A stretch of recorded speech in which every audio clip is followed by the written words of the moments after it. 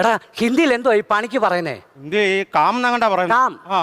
Hello bye, ഇന്ന് അവിടെ കാമില്ല കേട്ടോ. നമുക്ക് നാളെ അവിടെ കാമാ കേട്ടോ.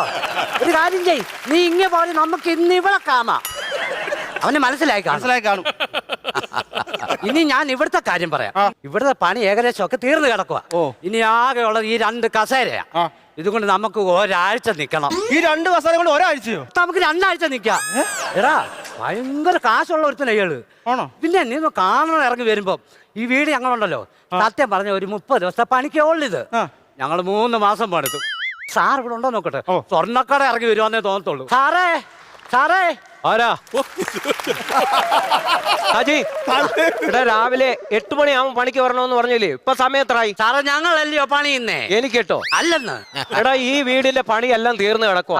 ഈ 2 ചെറിയ കസാരയുള്ളൂ, അതെങ്ങനെയും പെട്ടെന്ന് തീർത്തതാ നിങ്ങള്. ഈ പന്ന കസേര